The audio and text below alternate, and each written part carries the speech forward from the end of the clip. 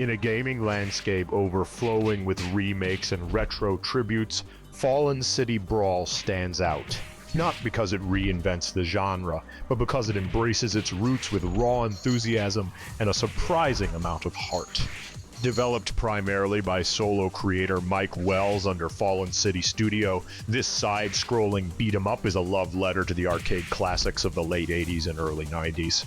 And while it doesn't quite reach the heights of genre-defining legends, it earns its place with style, grit, and a whole lot of punch. At launch, Fallen City Brawl felt like a diamond in the rough. The core mechanics, punches, kicks, throws, and screen-clearing riot supers were all present but not always polished. Combos could feel stiff, hitboxes were occasionally inconsistent, and enemy AI sometimes lacked nuance. But the game foundation was solid. Big, expressive sprites, destructible environments, and a satisfying variety of weapons, pipes, bats, knives, even oil drums made each fight feel chaotic in the best way. Thankfully, post-launch patches have done a lot to smooth out the experience. Controls are more responsive, animations feel tighter, and the difficulty curve has been better balanced.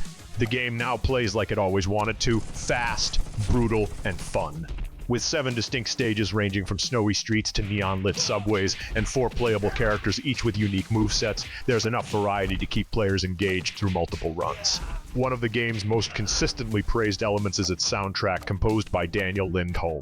The music pulses with urban energy, blending synth-heavy beats and gritty rhythms that perfectly match the game aesthetic. Whether you're slugging it out in a back alley or facing down a boss in a derelict warehouse, the soundtrack elevates the tension and keeps the adrenaline flowing. It's not just background noise, it's part of the experience. It's impossible to talk about Fallen City Brawl without acknowledging the sheer ambition behind it. Mike Wells, the game's primary developer, handled most of the design, programming, and art himself. That no small feat, especially considering the game's scope and polish. Partnering with East Asia Soft for publishing, Wells has managed to bring his vision to life across multiple platforms, with console versions slated for 2025.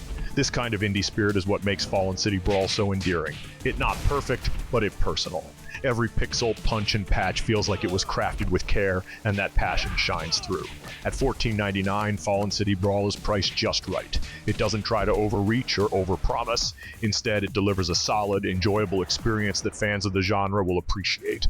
If you grew up with Final Fight, Streets of Rage, or Double Dragon, this game will feel like a warm, if slightly bruising hug from the past.